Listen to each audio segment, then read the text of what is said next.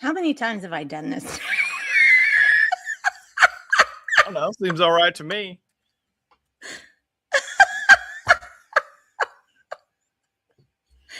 You know, until they change this, now I'm making an excuse here. I'm just going to make an excuse. Until they changed this program up, I thought I had a pretty good bead on what was going on. But man, as soon as they changed that program up, I'm like, what am I doing? What button am I pushing? Where should I be? Well, you are your own producer. Yes, and I'm apparently sucking air at it too. It's not doing so great. How are you today, Michael? Good. How are you, Jenny? I went out this morning to take care of animals because you have to, morning and night, blah, blah, blah. Good animal husbandry. Anyway, the wind is like 900 miles out of the north. It was a wake-up call this morning. I was ooh. I guess it is winter. I mean, Al Gore was right with all this global warming way back when. So I guess it's just now maybe starting to hit a little bit. They never, I don't think Al Gore knew what El Nino was. Yeah. No, it's fine with me. I like being outside. Yeah, well, I mean, it's not bad. It's just the wind was blowing so hard, and I wore my sweats from my workout out, and so I was still a little sweaty. And sweats aren't that. And I was like, "Whoo, good morning." So, anything up with? I have to tell you, one thing I do like about this new program is its ability to cut clips. And we have had several 1,000 viewer clips coming off of the program. And one of them was our little discussion on Bitcoin the other day in CBDC. Oh, really? I didn't see that clip. You didn't? I'll have to send it to you. Or it's the one thing I don't like is for some reason, YouTube has those shorts, but it's hard to figure out how to make something a short anymore. It was real easy at one time, and it's not, doing. Oh, hey, you know what Lisa said? We were greeted by 24 turkeys at our front door this morning. That's a wake up call too. They were probably trying to come in because it was so cold, because the wind was blowing and they were scared. But anyway, the video, did pretty well. So I don't know. I hope people are watching, and I hope they're watching this. My gosh, silver was up to 88 or something yesterday. It was 96 or it's 90. It's 90 something today. I mean, it's gonna run because there's such a massive paper difference between paper and physical. It's like on the paper side, I think there's like $400 billion in paper derivatives of silver. And, silver only comes. What? Yeah. Yeah. I mean, that's how they control all these markets. They put all these paper products, these derivatives on. So there's like $400 billion. And in the past so they they sell these contracts 1 month, then they collect. They either have to deliver or, whoever does the short has to pay the difference. So in the past, you've always had just people paying, and, a company that's on the long side would just accept the profit from whoever's on the short side in cash, in paper cash. Well, now they're wanting physical delivery. They want the physical silver. Companies like Samsung, Tesla, these huge companies, they need that silver. So they're making them deliver. So they're having to go out in the open market, buy it, and then deliver it. So it's making the price go up. And it's going to go up substantially because, I think silver only comes out of the ground. I think there's only, 800 million ounces per year. And you've got 400 billion in short. So, I mean, there's like a massive, there's a massive disconnect there. So, our friend Eric was explaining that, I think, on the last podcast he was on, was talking about, that it only comes out of the ground a certain amount. Yeah. And you can't just, and it's not money. You can't just print more of it. Yeah. You can't just magically make more silver appear. But when we first started talking about it, it was $18. That's when I was when we were first talking about it, saying, you need to buy as much as you can. And it was $18 at that point. Now it's, it's escalated. It's I was going to check it and tell you it's, right now it's $90, $90.34. Wow. It's good. It may go tell you several how hundred. much money we just made. It may go to several hundred. Well, when I was talking to Eric, I don't know, before Christmas, he was talking about the fact that he's kind of advising people to go buy junk silver, not buy the ingots or the coins right now, because the rounds, you're paying, like bullion rounds and things. Yeah, not that, because you're paying a premium on those because you have to pay to get them minted and all that kind of stuff. So you're actually paying over. But if you can find some junk silver, and junk silver's like old 1960 silver coins, quarters, half dollars, right, silver dollars. So, but you said if you can find that, buy as much as you can. Yeah, you have to be careful where you get that though too, because sometimes some of those dealers really mark that up. So it's just kind of, once you kind of get into looking at it, you pretty much can tell if the price is good or not. So, but yeah, I mean, silver's an actual money, and it's an actual industrial use commodity. I mean, and it's got scarcity. Yeah, it's currency and a commodity. Yeah. Just like gold, currency and a commodity. Well, and copper. Wait, no, we don't use copper as a currency anymore. No, that doesn't work. All right. Well, we are continuing our series of having activists on to talk about legislation that they're trying to get moving at the Capitol, because do not forget, our legislators come back on the 7th of next month. So, and they're filing and have filed, and we need to be seeing what's going on with what's being filed, because if you have not looked at the people's audit, we talked about this with Jason the other day. If you've not looked at that, you must, because if you want to get somebody elected into a position, then all you have to do is look and see how that person voted. I mean, I couldn't believe we had 3 legislators that had 0 score. Yeah. And this was on 92 bills. He scored 92 bills for how much liberty, they were providing or taking away. And to have 3 legislators in that house that have no capacity of understanding for liberty. Well, and what was really amazing to me, Jenny, was... And they were Democrats, by the way, just to say. Well, in black and white, how many people miss votes? How many don't even vote? I mean, isn't that their job? Their job is to go up there and represent us on these bills. But, that's always been a trick of the trade. That's a tricky bill. I need to run to the restroom, Wow. So it's always been a thing. I mean, and they call. So I don't know. Well, let's bring in our friend Amy Serrato with PikeOff OTA and Oklahomans for Responsible Transportation. Let's talk to Amy this morning, because I am very excited to talk to Amy. Good morning, Amy Serrato. How are you today? I'm great. How are you all? we're rocking through. Yeah. Love the background. Love the flag back there, Amy. Thank you. My husband made it for me. Nuh-uh. Yep. That's great. Wow, that's beautiful. Yeah. That's awesome. Maybe Yep. I should set my husband on a similar task. It's very heavy. It took 3 of us to hang it on the wall. It's all wood and metal. Actually, the blue part is metal with the silver in the background. So that is gone up in value, I guess, since silver is what over. He's just at over 80. Yeah. Oh wow, that's neat. Yeah. Yeah. Well, so I heard your podcast with Jason Murphy, and it was awesome because we think the same thing about all those people that got 0 scores. So let's get a bunch of great new people to run for office so we can actually get the people's work done and not get stuck in committee. Well, I mean, it's we've had so much going on in Luther. We've had these people kind of descending on the town trying to, I mean, we've got a 345 kilovolt transmission line they want to put in out here from the Red Bud.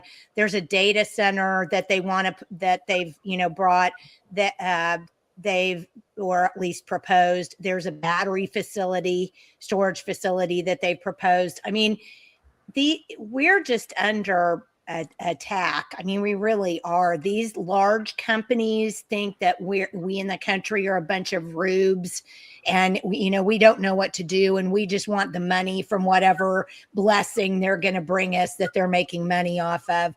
And we really have got to stop this. And I think, and correct me if I'm wrong, but I really kind of feel like OTA was at the forefront of that descending upon us issue. I mean, where they just make up stuff and take your property and go, well, sigh.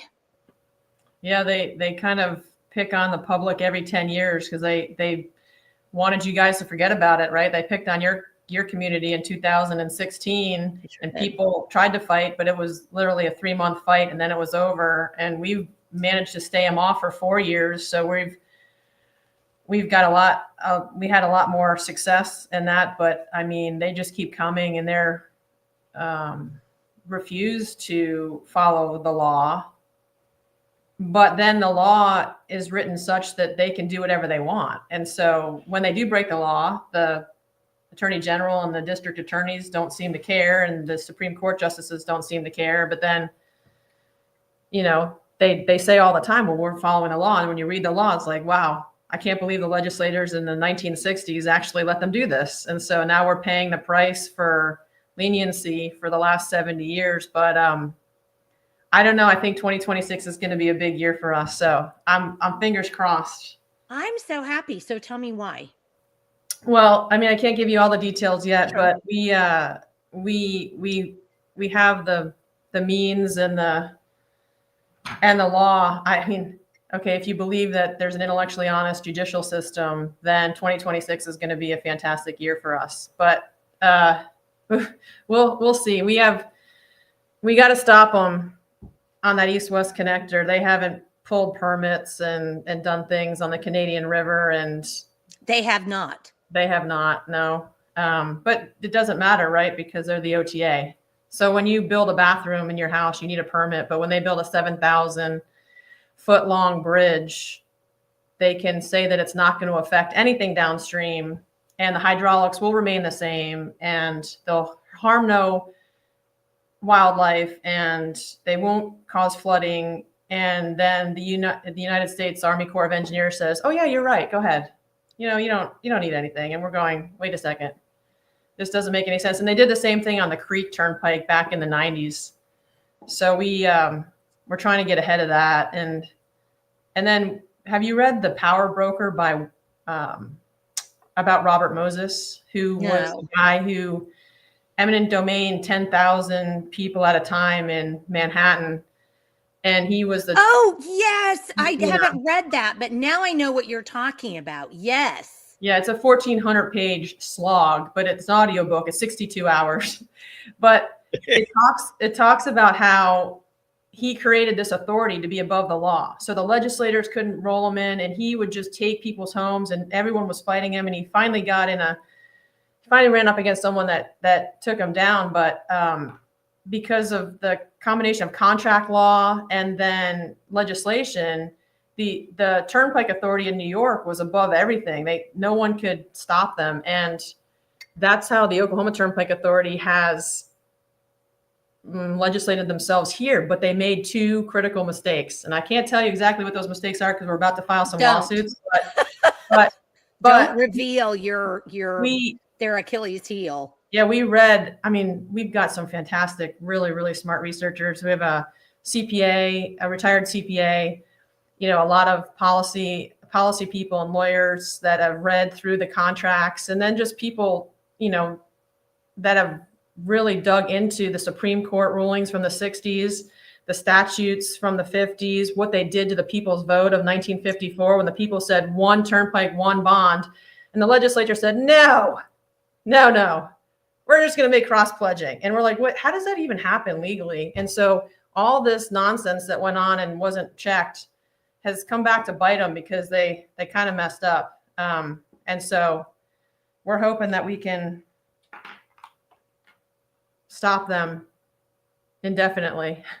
But don't they kind of do that today? And you mentioned the judicial system, and do you believe in a intellectually honest judiciary? Yeah, I think that's an excellent term, frankly. We've seen so much, I'm sorry, I'm going to say it, BS, just BS come out of the judicial system in Oklahoma. And we've talked about this before. People don't understand that you don't just write retained on these judges when you vote for them. Mm-hmm. And I don't know, maybe we just need to say that every podcast. Oh, and P.S., don't retain every judge. I don't know what we need to do to message this to people, that you've got to be involved, that the judges are the system is only as good as the judges that we put in place over the system. Correct. And the longer they're in place, the more they have the opportunity to become co-opted. I mean, look at the 1960s. I'm not from here, but Whitney, sent me a lot of the paperwork about what happened in the 60s when all of the OTA judiciary, their hearings were being held, and they were all taking bribes in the 60s. There are three of them, and one of them I think was actually indicted, and two of them just resigned. But that's when all the bad legislation happened, and why we're here doing what we're doing today, because of that. And you could see it in the Supreme Court ruling that we had in 2023. It was a split decision, 6-3, and it was literally the legislature said that the OTA could not build this route. They didn't have location authorization, and then they said, for the outer loop, you had to build it because Bellman put a poison pill in it back in the 80s. And he said, if you want to build the Kilpatrick, you have to build the Cherokee and the Creek and the Chickasaw. The Chickasaw, that 10-mile loop, or 10-mile stick that is the worst performing turnpike in the state of Oklahoma. Is that the one that's over in Tulsa? No, that's in Davis and Sulphur, near Davis. Oh, okay. And Sulphur. Okay.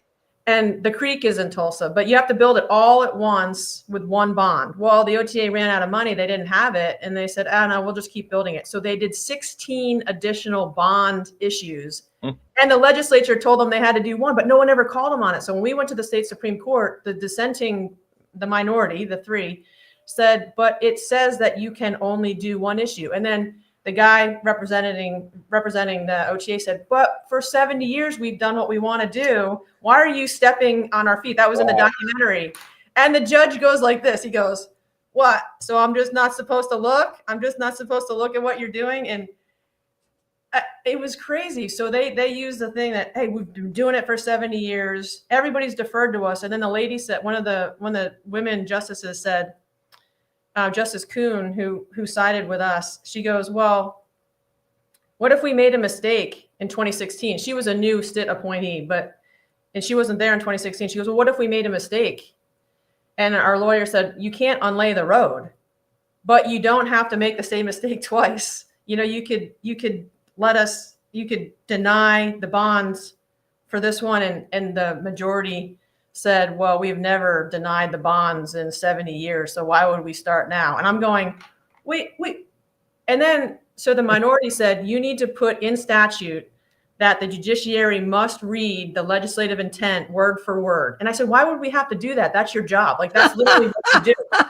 And they made it sound like, well, obviously the judiciary is not reading word for word what the legislator said, because we showed them, that the OTA tried to get permission to do these routes back in the 90s, and they said no. And then Neil McCaleb was quoted he was the head of OTA and ODOT back in the 80s.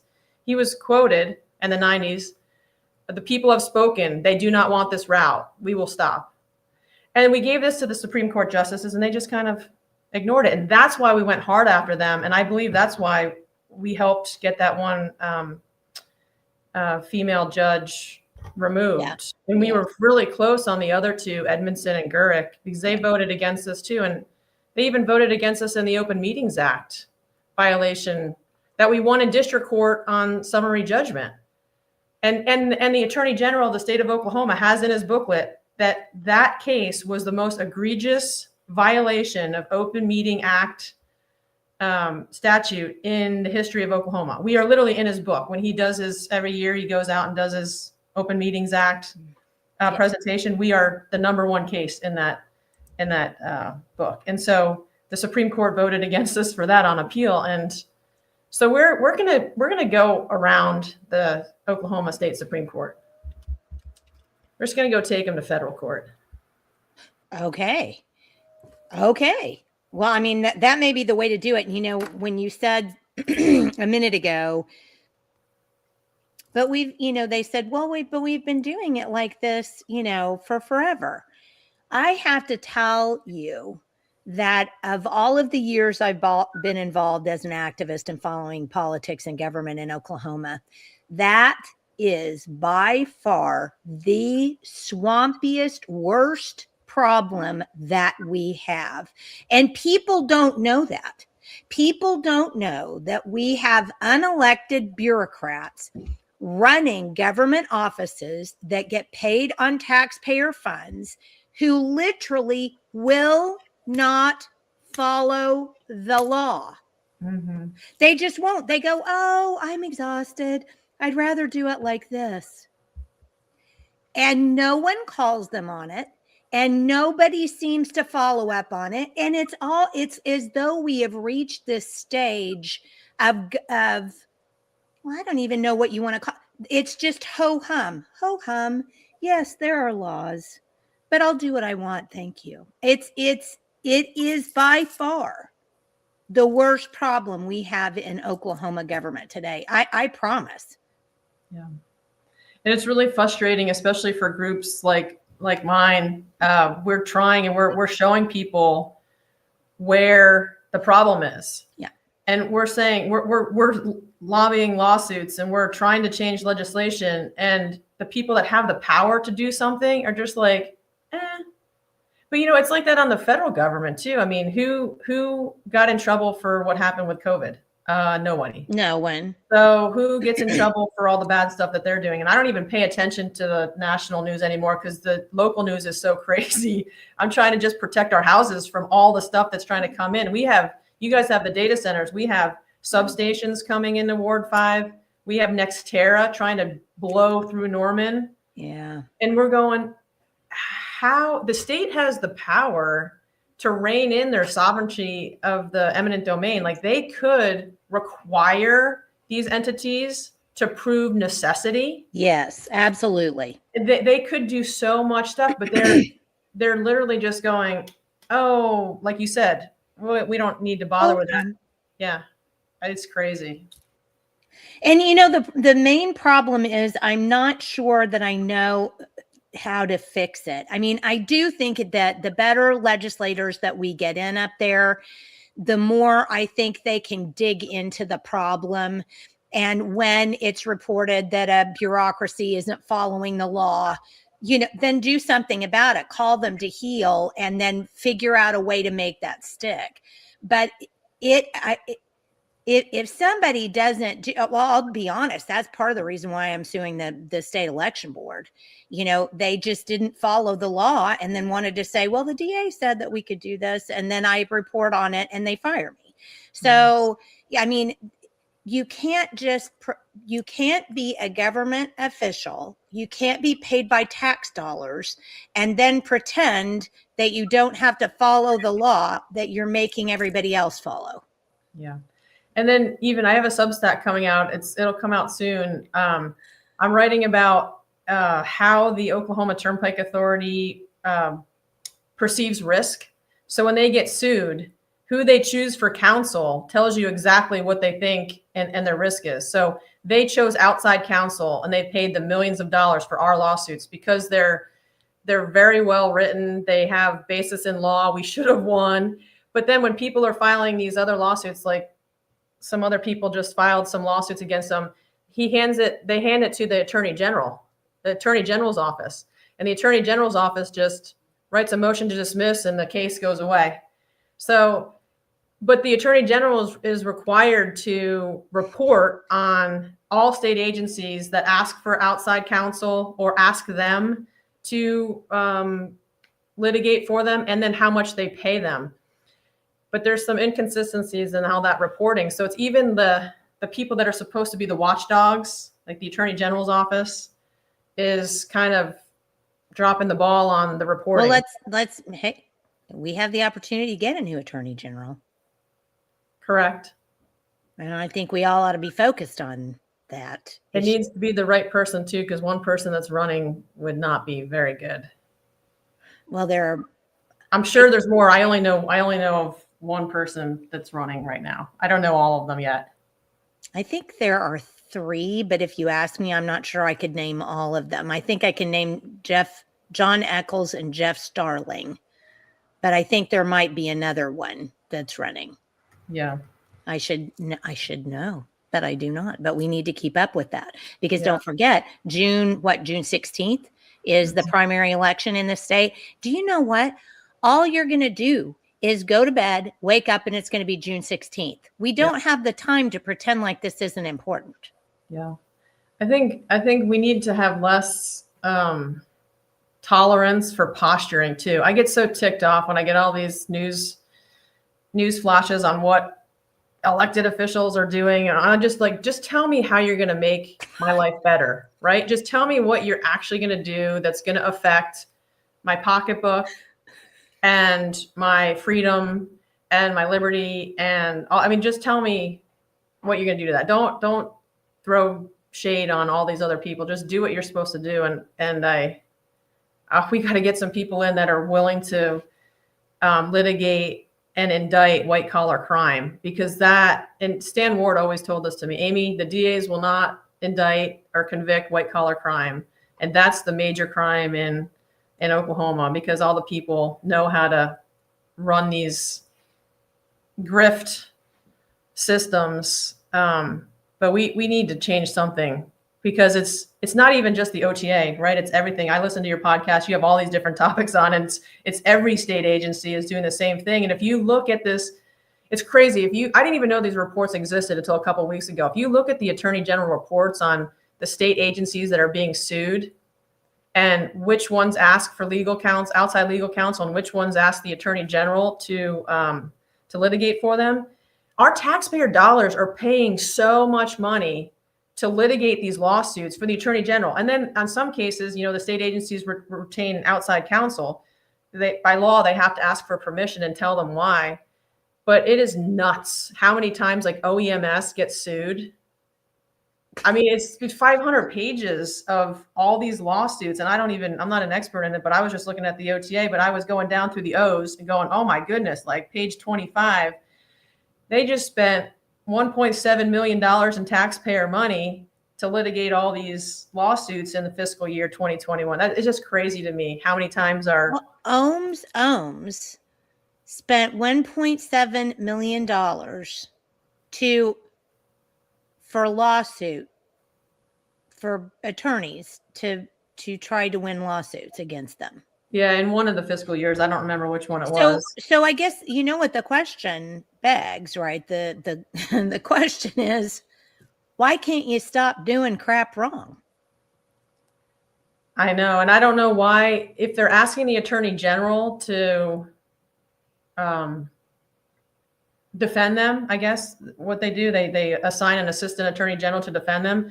If there's so many of them, like if you get to 20 in a year, why isn't the attorney general looking at the state agency and going like, why are you asking us to do this so many times? Obviously you're doing something wrong. Hold on. That is brilliant. I'm writing that down. That is brilliant, because maybe we could get a legislator to at some point do that. So if the attorney general's office, I'm actually writing this down, I'm not kidding, has to do what now? Has to defend. So you have two choices by statute. You can ask the attorney general has to by default defend every state agency. Correct. And if you don't want him to, you have to ask him to let you do outside legal counsel. Right. So there's a list, there's supposed to be a list every fiscal year of what cases they did for what agency and how much money they spent.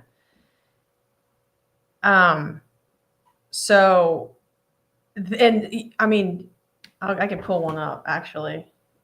You can just count how many lawsuits. So what's the number, Amy, that you think someone ought to step in or really start looking at? If the attorney general's got to hit them, represent them, what, 5 times, 10 times? Yeah, no, 5 times, because five, how like can no you? more than 5. I'm with Amy here. My God, if you're getting sued by Oklahomans or even outside of Oklahomans as a taxpayer supported state agency, you better explain. You got some splaining to do. Yeah. I think that's great. I think I'm going to ask a legislator, maybe, is there any way we can slip with this one in? Our friend Kelly Wilson is in the green room, so I'm going to bring her in to talk. Good morning, Kelly. Good morning.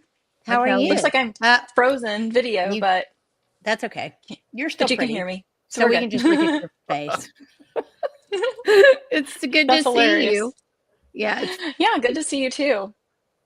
We hope you're going to move at some point here. If I don't, that's totally fine. It'll I be was okay. listening in though, and yeah, Amy was talking about the attorney general. Yeah, that's pretty interesting, isn't it? And Kelly was the one who, because I was writing the Substack and I was asking her questions. She's like, "Oh, they have reports that they have to report on this," because I was going to open record requests the last year's, and so she sends me the links to this, and I'm looking through it, going, "What in the world are we spending our tax dollars on? This is insane." Can you send me the links too, Kelly, when you have a sec? Of course. Because I'd love to look through those too. The Oklahoma Office of Management and Enterprise Service, that's OEMS, right? Right. Yes. So fiscal year 2021, they spent $564,000+ on legal, our taxpayer dollars. That's only 1 year, fiscal year. I mean, Sarah's reminding me tomorrow is filing deadline. I better make a phone call today. Well, and Catherine talks about 40 million missing from the mental health agency. I mean, there's so much stuff, but I definitely think if there was a law that said if a state agency is getting sued more than 5 times, there has to be some kind of who would do it? Investigation of some sort. Yeah, who would do it? Because it's always like the fox guarding the hen house. You know what I mean? Yeah. Yeah, the OEMS is over $650,000 for 2 years in a row. And then, yeah. And, the Oklahoma Department of Transportation has some, but not as many as this one agency. But then after fiscal year 2022, this is also interesting. The reports stopped doing what they were statutorily required to do. They stopped telling the reason why they got outside counsel. They stopped providing the table of the total number of dollars that they spent for outside counsel versus attorney general. And then, of course, we found this out Kelly and I found this out when we were looking at this on Monday. The scanned document from 2023 is scanned in every other page. So we don't even know what every other page means. So I open record requested that, but it's just things like the government is so big and it's so inefficient, and no one is checking it. And then my frustration is when we check it, nothing ever happens. Like, oh, sorry. No, you know, that's why the phrase small government governs best. Yeah. I mean, we can see how far off the mark we are now with exactly what you guys have been talking about today. I mean, government has grown so large that the left hand never knows what the right hand is doing. And then the people who are in the middle, who are designated to determine what the right and the left hand are doing, are too busy to get involved or disinterested or tired or something. Maybe Amy, maybe you could if we could get some legislation or something put in to where if someone gets sued 5 times, you have an automatic audit, you know, from somebody like Cindy Bird, just automatic audit. Oh, yeah. And then if there's so many audits done, you know, let's say there's 3 or 4 audits done off those 5 triggers, you know, then it goes to like actual, you know, attorney general type of situation or something. But yeah, but like then that's Fox guarding the hen house again. Yeah, yeah. So they're just gonna circle back to nothing. I mean, that's why we've got to figure out an outside source, some outside. But then sometimes that doesn't work either because we have all 4 of us have talked about how bad nonprofits can be. So it's not like, I mean, what are you going to do? Call in the ACLU? I mean, they may be right, you know, twice a time, but so's a clock. I mean, yeah. What do you do? So I did have an idea the other day. It occurred to me.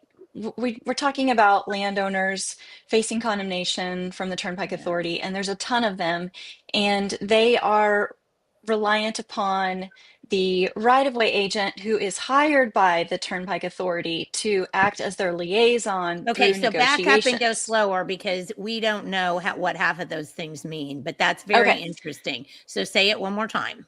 So when the Turnpike Authority comes to take your property, they're going to force you to give over your property through eminent domain process, right? So they will hire what's called a right-of-way agent, and that's a private company, contracting company that they contract with that knows all the ins and outs about negotiating with a government entity for a private citizen through this eminent domain process. So they're called your right-of-way agent. So the Turnpike Authority will hire a right-of-way company who assigns a right-of-way agent to work with the landowner, and they're supposed to be your liaison, and that's who you're actually negotiating with.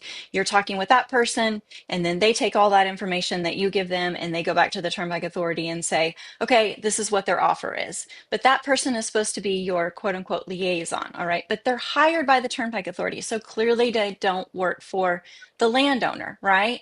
And you can hire outside counsel if you want, but that comes out of your pocket, you know? And so I was thinking about it, and back when I was in college, I was a social work major. And sorry, my cat's over here messing with my blinds. But I was a social work major, and part of my volunteer work that I decided to do for that was through CASA, which is Court Appointed Yeah. Special Advocate. So that's for kids. The court will appoint this advocate to truly act on behalf of the child, and you know that advocate gets involved in every aspect. They talk with the social workers, they talk with counselors that the parents are working with, they talk with counselors the kids are working with, and then their job is to know everything about the case, and they do this for free of their own, you know, it's just a volunteer service, and they're private citizens who sign up to do this, and so their heart's in the right place. They're actually acting on behalf of the child. And I was thinking, our landowners, any landowner who is working with any state agency who is facing eminent domain needs an advocate. And it would be really nice if we could come up with some sort of a nonprofit system that works similar to CASA, but for all of our landowners who are facing condemnation.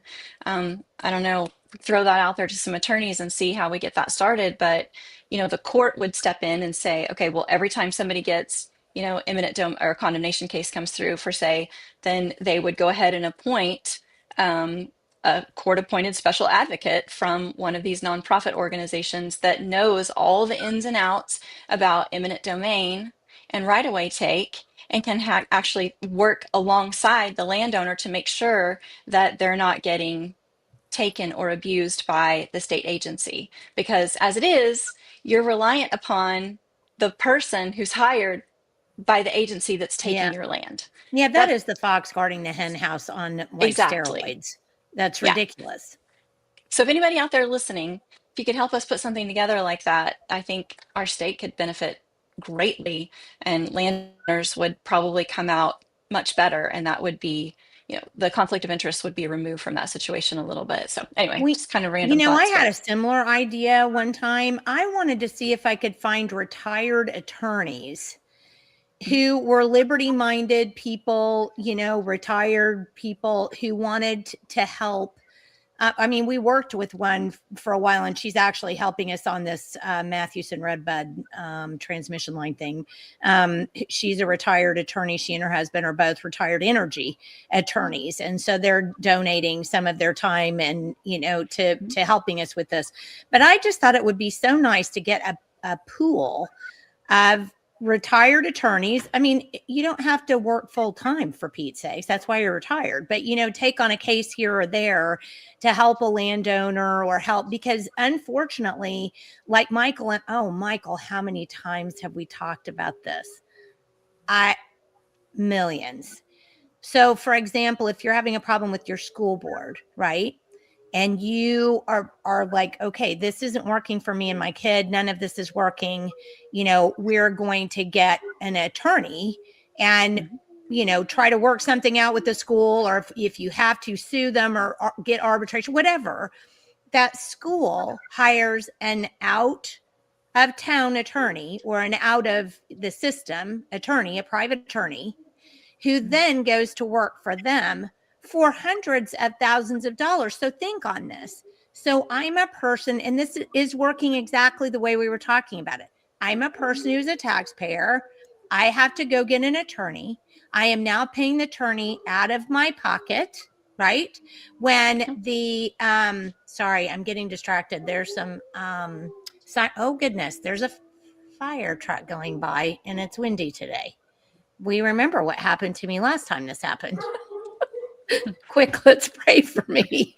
But then I have to, then they take the taxpayer money that we are forced to give to the schools, right? And they pay that money to these big, expensive law firms. So we're getting screwed 2 separate times. Yep. Mm-hmm. There has to be some kind of way that we can get around that, because that's why all of the bad stuff that's happening right now, how the state has risen to the point of tyranny in many cases over us, because there's not an out in this loop. It's a closed loop system. We're outside and we're the ones that are always getting screwed. Yep. And they're never going to legislate the power away, right? So they've got all this power and you try to go up against, you just talk about eminent domain reform. You got the municipal league coming after you. You got every agency coming after you. You got the electrical group coming after you. So you got all this huge money lobby. They're never going to want to give the power back, but the grassroots has to get some people in. And I was told the other day that we're not going to get anything done until 2030 because the dark money candidates that came in 2018 don't term out until 2030. And I was like, oh, that's a long way away. But hopefully we can get some things through. We can run against incumbents. True. Let's make sure we remember that. We can go after these people and try to get them out. That's our job as grassroots people, right? Yes. We need more grassroots people. Well, I think one of the things that we really have to do, and I just don't see another way outside of this. I've never been able to, when I've thought on it, I can't think of another way. We have to be involved in our neighborhoods. We just have to be. Honestly, Amy and Kelly, the one thing, well, not the one thing, I love a lot of things about your organization, but one thing I do love that comes to the top, you guys are so good about making you have dinners, you have like you had a band come in and play and everybody got together and had like a picnic. You guys do these great things to keep your group together. And I truly do believe that one of the reasons you've been so successful, and you have been, as you pointed out earlier, Amy, out here in Luther, it took them 3 months to railroad us. You've held them at bay for 4 years. That is huge. That's a win in any book. Yeah. So the one reason I think you guys have been so successful is you just continue to keep your group together. And when you are a group, people stand up better when they're a group. They don't want to stand up by themselves, but they'll stand up behind somebody, or they'll stand up with some people, but they may not do it by themselves. And so I just think that we had a community meeting out here in Luther. We had over, I think, between 130 and 140 people come just to talk about what was going on out here. We need to, and I've continued to keep up with them. The ones that sent us emails, I've continued to keep up with them every week about what's going on. And we need to have just another meeting to sit down and talk, maybe have a potluck. You want to get together and have a potluck and let's talk about this, because I think keeping people together, and you meet people. Hey, have you ever thought about running against so-and-so? Oh, well, I don't know that I could do that. Well, what if we help you? What if we put a team together to help you? Would you be willing to do it then? So that's where we have to be, I think. Yeah. And speaking of events, we've got a great event coming up. Friday the 30th is our 4th annual chili cook-off. Ooh, nice. Down in Norman at the Cross Point Church at 5:00. And we need chili cookers still, and we need dessert auction. So last year, one of our volunteers said, hey, let's do a dessert auction. So we made PikeOff OTA themed dessert. And there was lots of interesting, you can paint pictures now on cakes. Yes, so you can. There was the really funny picture of the former OTA director, Tim Gatz, speaking at the Capitol on one of the cakes. It was funny, but we made some money. We got to pay our litigation down, and of course we always have between 150 and 250 people at that event, and we changed locations this time to make it a little bit bigger. So hopefully people can come. That's Friday, January 30th at 5:00 at the Cross Point Church. So that's our next event. But yeah, we do try to keep people involved and try to use everybody's Where's talent. Cross Point Church? I'm sorry, I'm entering this in for everybody. 24th Avenue Southeast. Is it in Norman? They can look it up. It's in Norman. It's at the intersection of, well, anybody who's super familiar with our fight or involved in it will know, because Cross Point Church is where it all went down.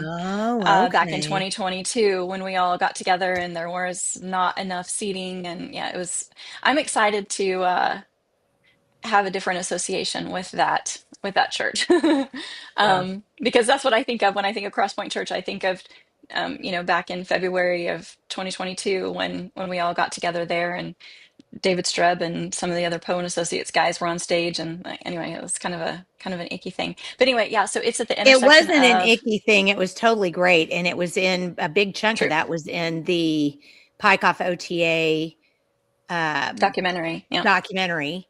And by the way, at the Oklahoma Liberty Convention on the Saturday, the ending Saturday of the Oklahoma Liberty Convention on Saturday the 28th, we are showing the PikeOff OTA documentary in the afternoon. So that's just another reason to come to the Liberty Oklahoma conference, is so that you can see that documentary, because you guys invited me to go. Oh, I sat there the whole time. I said this like 500 times. I sat there like this. I kept hearing my mother in the background going, close your mouth, you're going to get flies. And what's crazy is a lot about our situation, because we've talked a lot over the past few years. And even I've been in the middle of it, at the heart of this the entire time. And every time I watch it, I even learn something new, which is just crazy. It's a great documentary. Everybody should come see it. Amen. 100%. I mean, it's phenomenal. So you've got how, because I know we don't want to say certain things, so I don't want to say anything, but are you running legislation? Is there legislation that you're actually running, or are you attacking it from a different level now? Well, we hope that your audience will really like the first topic that we are going after, because we are going after eminent domain reform hard. So that's Title 27. That affects every condemner and every condemning agency in the state of Oklahoma. And we, in the state of Oklahoma, are not doing a good job with our laws. We are at the bottom of the barrel. And even though we had an awesome state Supreme Court ruling in 2006 that said you cannot use eminent domain for economic development purposes, we don't have it in our statutes, and everybody just ignores it, because you can't tell me that a lot of the eminent domain that's happening is for not for economic development. I mean, come on. And so we gave not just for economic development, but let's rephrase that and say for private investment. Yeah, private investment. Yep. And it can't be a primary, economic development cannot be a primary reasoning for eminent domain takes. And you can't even be public purpose. It can't be that, that you're going to take this land and then get a bigger tax incentive or something like that. It has to be for public use. So we are running, I'm going to pull it up. We are running several Title 27 eminent domain reforms. So the first one is called we don't have bill numbers yet. So just let everybody know, because the bills. Well, text me with them or email me or something so we can put them up someplace. And it's crazy. I don't know if everybody knows this, but they have bill legal writers. So you send your language to the representative, and then they send it to their legal writers, and everybody says, get it to us early. And I'm a planner. I hate last minute stuff. So even if you get your language to them by August or November or December, I'm getting texts last night saying, hey, look at this language. I'm going, the deadline is on the 15th. Like it feels like it's last minute. So we're hoping we catch all the things. We have one super complicated bill that's in Title 69 that I'll talk about in a minute, but all the rest, the Title 27 seem to be pretty straightforward, because we did an interim study with Danny Sterling and Lisa Stanford back in November. And we gave them concrete language back then to say, if you want to fix this problem, you need to do this. If you want to fix this problem, you need to do this. And we went to the Institute of Justice to get our language kind of vetted. They're the national organization that's worked with eminent domain reform all over. And they came back and said, yeah, this is great, because they were helping Nathan Dahm and Kevin West several years ago with eminent domain reform, but they were trying to do it kind of the most efficient way possible, like you're supposed to. You're supposed to make all the changes in one bill. I mean, for me, as an efficiency thing, I like to see it all together. But the legislators, the ones in power, don't like that. You have to do single topic bills. So because they're easier to kill that way. Yeah. You mean the big ones are easier to kill? Well, when they do the little ones, what ends up happening with those is you bring them in, but then they'll change the language or they'll put them in another place. I mean, I don't know. Honestly, after I said that, Amy, I'm kind of like, oh, it's 6 of one and a half dozen of the other. I mean, they'll do whatever they can to, kill bills. Well, what happened was when the public use bill they brought up, they had in it, which they should have, how to handle blighted properties, how to handle abandoned properties. But the municipal league hates that. So they're the big lobby up there. So I said to the legislators, hey, we care about state takes. We're not worried about right now the municipal takes. So let's just define public use in the state statutes. We have to change everything that says public purpose when we're going to make it for public use. And then we're going to say you can't use it. You can't justify, economic development cannot justify an eminent domain taking. So that's it. So all we're doing is codifying that 2006 state Supreme Court ruling. There's no way people can argue about that. And this is an election year. And if they argue about that, they're going to get blasted all over social media, everywhere. That goes to judiciary. And there is some dark money in that Judiciary House Committee. that they say they're Republican, but they're not. Okay. They're trans Republicans, as Shane Jett likes to say. Yeah. And so we're putting it out there. It's so easy. There's no way that anybody up there should argue that. They can't. It's in the state Supreme Court has already ruled that they can't do it. So why not just update our statutes? That's the easy one. So we made that one really easy. And we're running that both in the House and the Senate. So, oh, good. And we have some really friendly senators and representatives that came to us and said after they heard our interim study, they wanted to run bills for us because of how we presented the information. And we hadn't known, never had even discussed anything with two of them specifically. They were brand new. So we're happy about that. And then the one that I think is super important for Oklahoma, but the condemning agencies are going to scream about it, is in Oklahoma, we allow an unelected board to exact eminent domain powers on the people of Oklahoma. Okay? In other states, the states force the condemning agencies to go to court before a jury of their peers and prove necessity. When you're condemned to death, you have to get condemned to death by a jury of your peers. Correct. How can they take your property by signing a resolution of necessity and taking it in 90 days? It's in the Constitution, life, liberty, and property, right? That's our right. How are we allowing them to just take our property? So we want to make every condemning agency have to go to a judge and a jury and say, hey, here's our for example, for OTA, here's our traffic studies, here's our environmental studies, here's why we need this. And then in other states, condemning agencies have been denied the ability to take because they couldn't prove public use.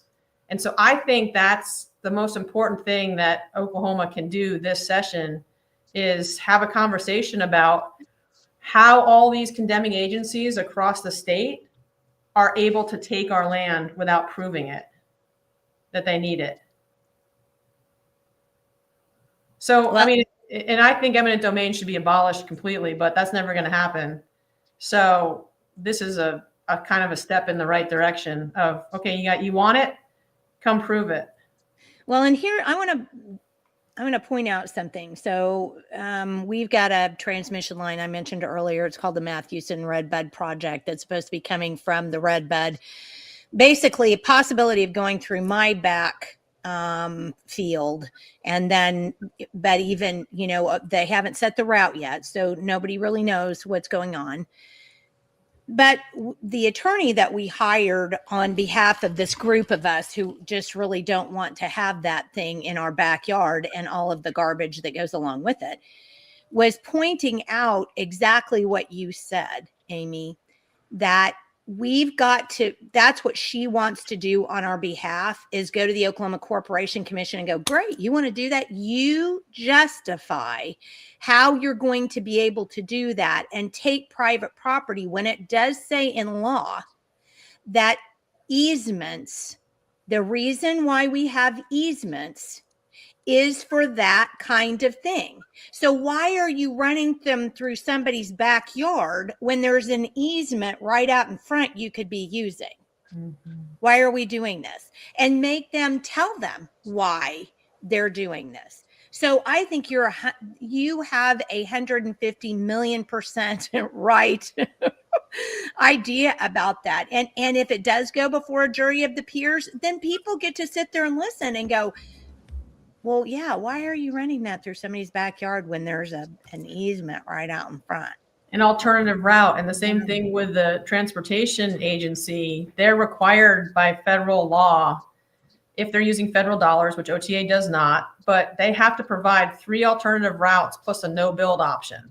The OTA is just like, we're going to put it right here. And that, and no one can talk to them. The municipality can't talk to them. No one can. And that's just, we're allowing the condemning agencies so much authority over our sovereignty that it's wrong. And so I think just in Florida does this, Wyoming does this, all the states with really strong eminent domain practices do this. Why can't we do that? If we're supposed to be the reddest state in the nation, why can't we do that?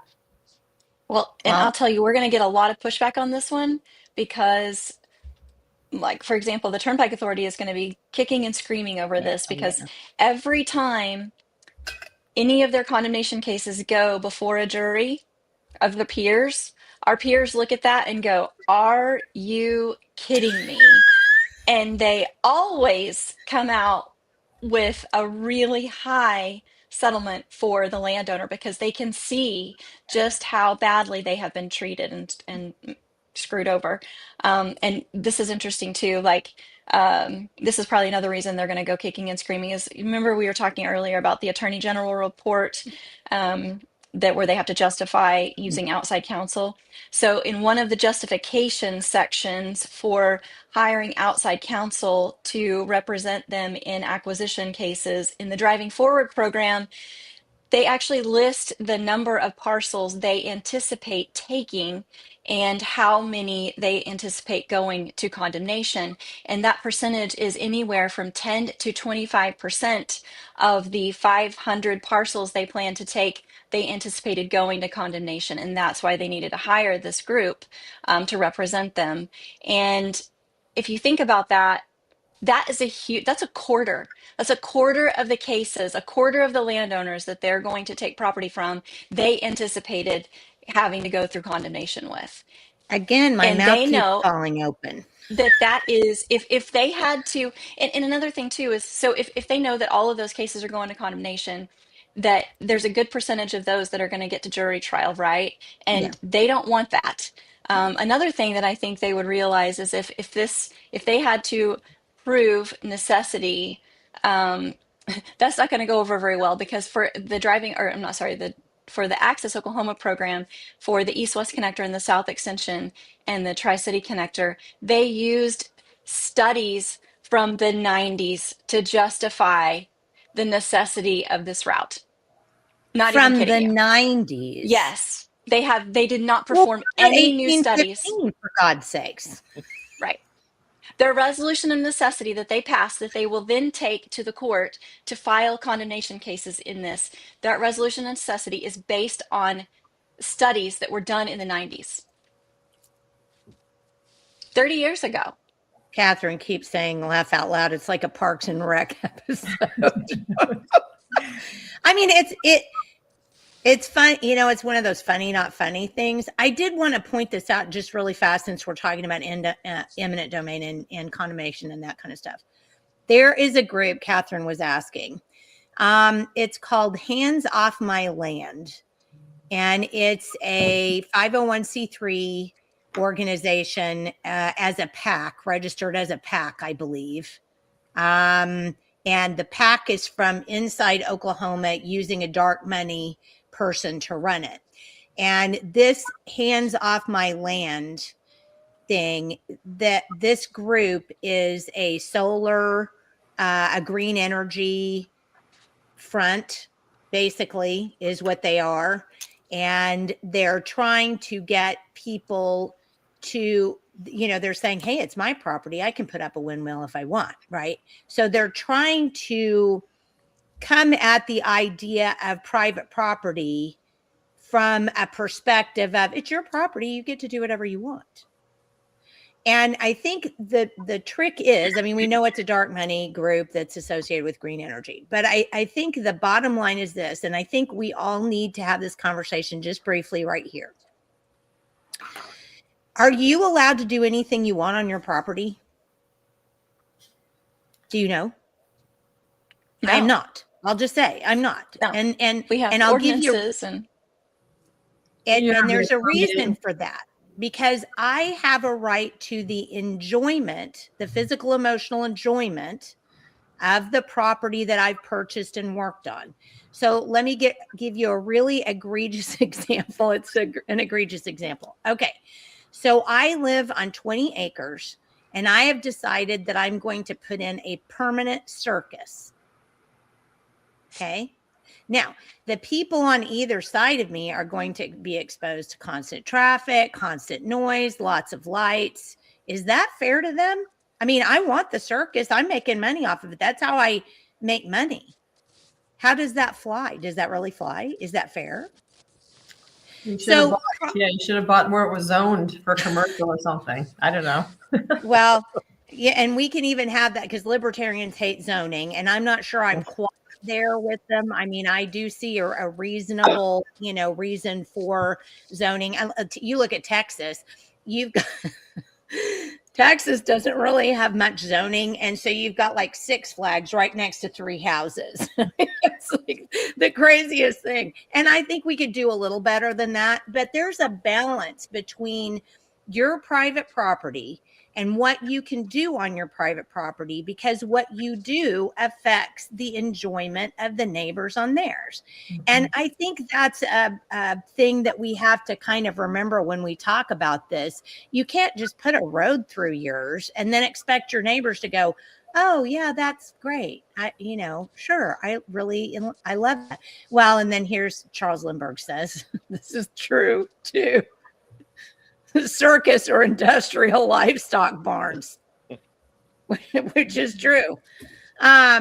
So she says dark money. Okay. Their marketing team is very effective because it's hard to understand exactly what they're doing. Yikes. And that's why that's why I wanted to touch on that right now, because if you're going to have 40 acres and you want to put up a solar farm, or you want to put up a giant industrial scale wind turbine, that affects the people around you, and you can't just do what you want because you get to say, I get to do what I want. Now if I want to have animals, if I want to have there's a whole lot of things I can do with my property, but it just can't affect the enjoyment of the people that own their property around me. Yeah, and that's So why are turnpikes not subject to ordinances? That's I was just going to something we say need that to work because on that's too. what's happening. That's what's happening for the turnpikes, right? They're coming through a property. They're literally on the east-west connector, going to be 8 feet in front of a doorway, right over on the west side. They're running their turnpike, and they won't give damages to anybody. That turnpike is going to ruin these people's lives. When you run an urban turnpike, there's no law that says you must compensate abutting landowners, but we've been running a bill with Representative Rick West on how to compensate abutting landowners. But your land, when the turnpike runs through, that reduces your property. How can you sell that? Who wants to buy it, right? So you're stuck there. You're either stuck there forever. Now you got to deal with the smell, the pollution, the flooding, the vibration, the light pollution, and the fires. Yeah. And the OTA says, too bad, too sad. Look what they did in the documentary. Look what they did to those poor people on the Kick-It Road. Yeah. That was awful. They destroyed their ranching land and their farming land. Yeah. And with no compensation and nothing. And so it's, I don't know. I just think this whole thing, someone's got to step in and say, well, number one, you can't build it because it's illegal in the legislative. The legislative intent says you couldn't build it, but the Supreme Court got it wrong. But someone's got to say something about all of the people left living within 300 feet of the turnpike. That's awful. And the municipalities, the cities that are stuck with it, because like you look at the city of Norman, and hopefully this never happens again. I mean, that's what our group exists to do, is to make sure this doesn't ever happen to anybody else. But they're going to come at us through, how many miles is it through just Norman alone, Amy? It's like 20 or 30 miles of new highway, and it's going on 2 of the 4 sides of Norman, right? Like on the north side and all the way down the east side. Okay. The farthest extent from the farther northern end to the far southern end is impacted, right? Well, all of this new traffic that is going to be coming off of these turnpikes onto our infrastructure, like, are we set up for that? We're not. So it places this burden of trying to improve the existing infrastructure all at once on this community, and it's just wrong. And especially when the community is saying, we don't want it. We're telling them over and over again, we don't want it. We can't do this. We can't take this on. And the city was not part of the planning process. So anyway, there's a lot of work that needs to be done. I hope our legislators are listening. I hope they understand that this is not just about, I don't want a turnpike in my backyard. We're not just not in my backyard people. This is impacting our entire city, our county, and It's just Yeah, wrong. and then from the documentary you saw that the Cleveland County Commissioners, the city said no, you can't come in, and then the Cleveland County Commissioners got co-opted, and they did a terrible thing on Open Meeting Act violations and all this stuff. But they signed a resolution after they had signed one previously that said they supported the people. So that's a $250 million maintenance liability for 50 years that they took on without one citizen saying they wanted it. Now, where does that come from? Property taxes. So now our property taxes are going to go up, and it's so insidious. And District 1, for everybody that's listening, District 1 in Cleveland County, District 3 in Cleveland County are up for re-election this year. And we have a great person that we're running in that hopefully will go for it in District 3. And we need to get somebody for District 1 because these county commissioners cannot be reelected. They can't. And they're in charge of so much money, and there's so much weird stuff going on with the Rock Creek Arena TIF and the Turnpike and all these. They're making their own authorities, and they're transferring money, and there's no accountability and transparency. It kind of reminds me of what happened that I read about in the 80s when all those county commissioners went to jail. Like maybe that should happen again. I don't know. We should look into that because something's happening. But again, we need other groups we can't look at everything. We're trying to take down a state agency. It's so hard to keep up with all the nefarious things going on around us. But that's one thing that needs to be looked at real hard because the Cleveland County commissioners and all the county commissioners are in charge of so much money. Well, and let's back up on that too, because I think what you said was very important. And there was the city of Norman. Now help me and correct me if I'm wrong, because it's been a while since I've gone back through this. The city of Norman wanted to have entertainment district. Isn't that what they called it? Yeah. An entertainment district, so that for all the games, we'd have this entertainment district. So they basically were looking at all the money because the planners were like, oh, city of Norman's going to get so much revenue on this and it's going to be great. And, blah, blah, blah. But then they put in this TIF, and then I think it took the money away from the schools, didn't it, to help create this. And so I think it's the same problem that we're having with municipal government over and over and over again. And I'll give a really good example. So just recently, Broken Arrow declined to rezone an area for a very large mosque that was coming in. There were over 1,000 people that showed up for that meeting.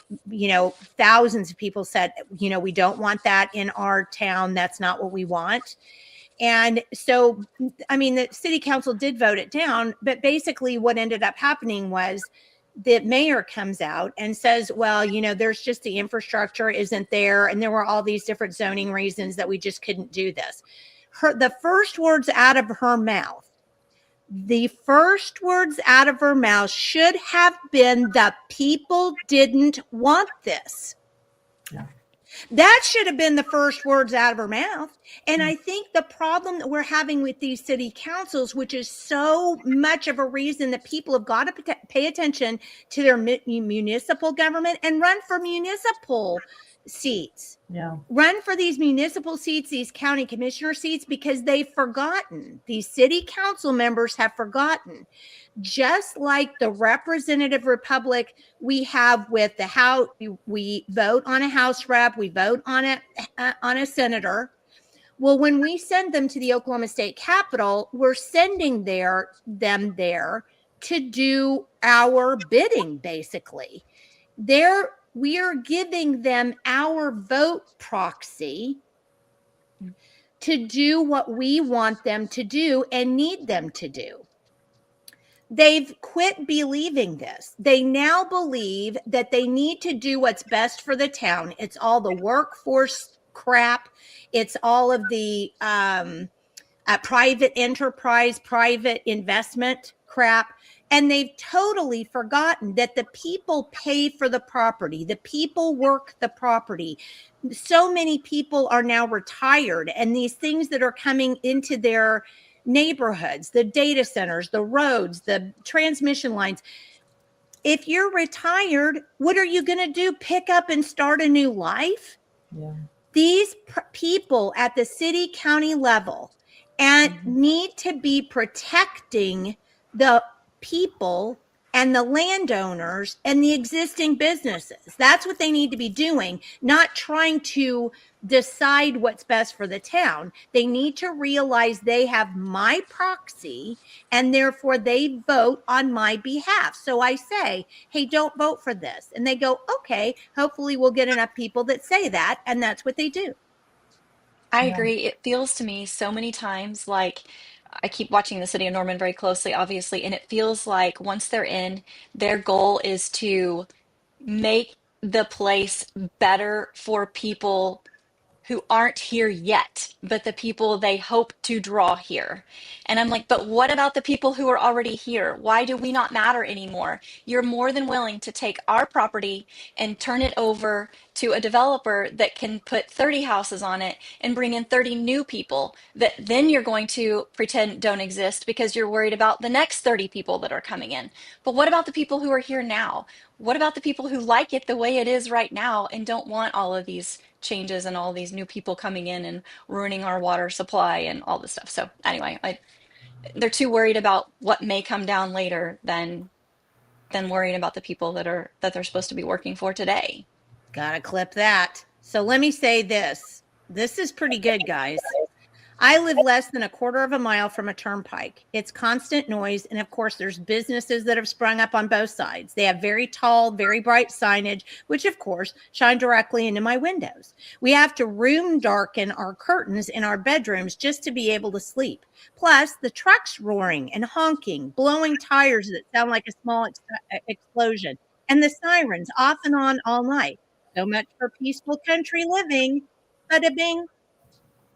Gracie, I would love for you to send that to the PikeOff admin email. So it's admin at Hold on. PikeOffOTA.com. Admin at PikeOffOTA.com. Okay. And if you could please email your experience of living next to a turnpike, then we can print that off and we can take that to our legislators and say, this is what we're talking about. This is why abutting landowners need protection rights. This is why we should be compensated, because they have indirectly ruined your enjoyment of your property. And that is something that we need to be able to prove. So please, anybody else who lives along the turnpike, email us your experiences so we can print them off and take that together, collect them all together and take them up there and show them, look, this is what it's like. Yeah, and if you Grace can, is a great activist, so she'll do it.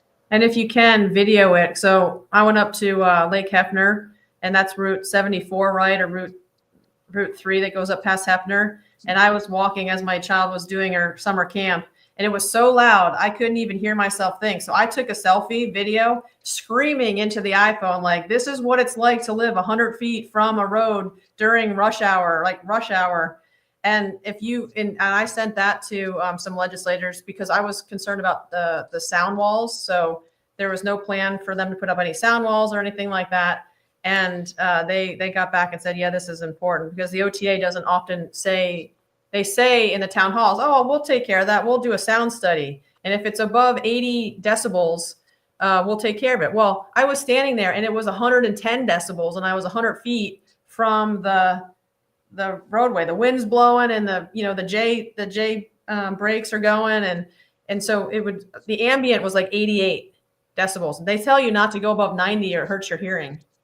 So any videos that people have that they could send us would be good, because it was just me with my little decibel meter on my phone recording for about 3 minutes. But and then what do? You sell your house? Who's going to buy your house? You're going to have to take a hit on that. And then it's just really, really terrible. So we're trying to get this abutting landowners bill through, but again, that would cost them a lot more money, which they're willing to pay their contractors and engineering consultants to do the job over and over again with change orders, but they don't want to pay the landowner. So with that said, we do have this awesome just compensation law or bill that we're hoping to make law that everybody should like. So we're running it in Title 27.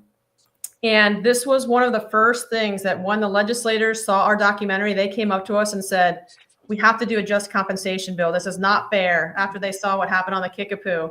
And so our just compensation bill says that the condemning agency must provide replacement value, meaning that it's not fair market value anymore. That's what our law says right now, fair market value. Mm-mm.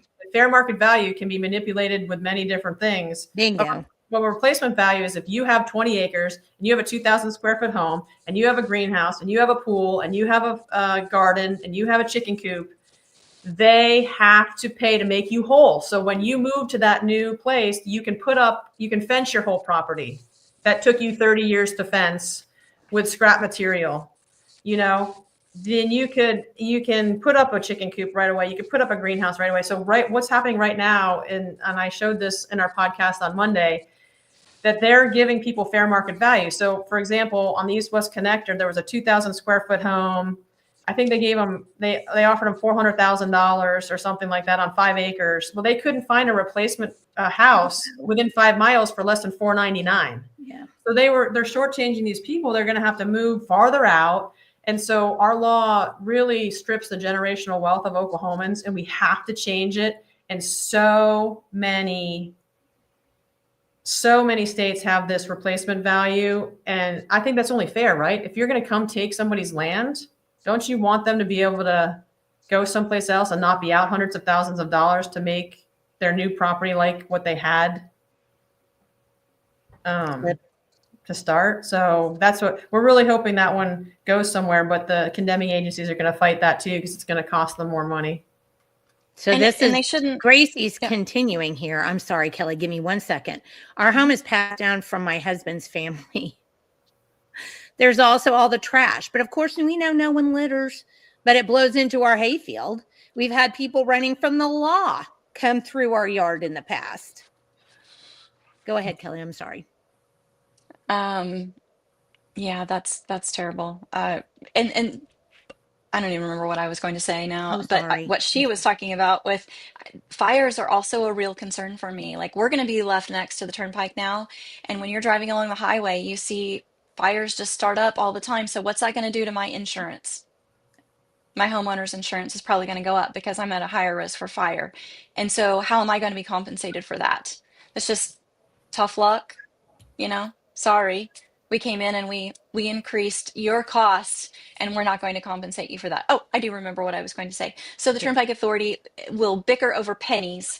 And like Amy was talking about, $100,000 to help this one family get into a property that would actually be comparable to what they have right now. And they're still going to be out more money because the new property is going to cost significantly more in property taxes every year. And that's not compensated for either. So, but yet the Turnpike Authority, with their bids for contractors for construction of this turnpike, they are willing to pay their contractors anywhere from $5,000 to $20,000 per day to finish early. So if they complete their project 45 days early, they're going to get paid $20,000 per day for 45 days worth, just for finishing early.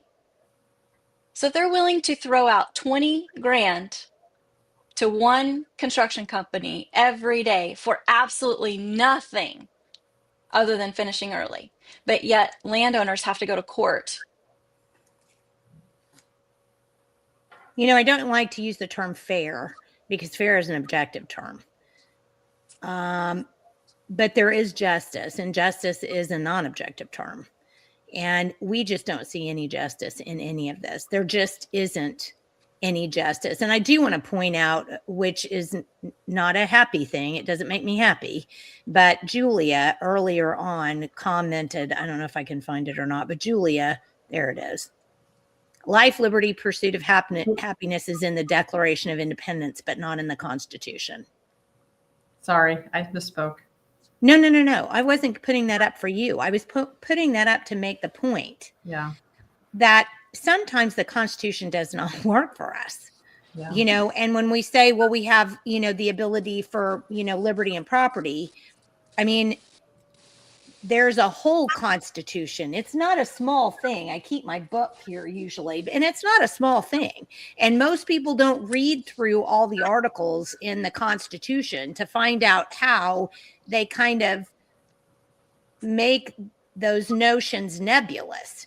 So I mean, it's tough. I just think we've been in a situation where we don't know what we don't know, but we've got to know more. Yeah, for sure. Well, Because we can't protect ourselves unless we know what we need to know to do that. yeah, and that's why we're trying really hard to write down all of the things that the Oklahoma Turnpike Authority does so that we know what to do next, and we know what to do when they come to the city with a resolution of cooperation. We know exactly what they're trying to do because they have big propaganda machines that are trying to tell you one thing, but they're really trying to do another. So that's kind of our big purpose. But I hope that everybody listening can support those Title 27 bills, and we'll get you those numbers. And then we do have one that we could use some help on that we know right now is already through the Senate Transportation Committee from last year. It's Senate Bill 80. And it does a lot of things. There's some things that doesn't do very well, but there's some things that it does very well. So we're trying to clean up the Title 69 authorization that gives the Oklahoma Turnpike Authority the permission to build where they build. And so we've been arguing with them for 4 years that they have things in statute for 70 years that we should take out. They're never going to build because there's a state highway there or there's low traffic. And so, and it's very confusing, and it's, very, it's just outdated. Let's just put it that way. And so the Oklahoma Turnpike Authority actually agreed with us and put out a report in September of 2024. That's after they had already sent a note to the governor, Stitt, in June of 2022, explaining what each of the authorizations meant. Like they would say, authorization number 1 is the Turner. Authorization number 2 is the H.E. Bailey. Authorization number 3 is the Will Rogers. And they went down and down and down. And they got to our authorization, the Southern Extension. And they said that's not ours, but that's what they use in the Supreme Court. They said number 28 is the H.E. Bailey Spur.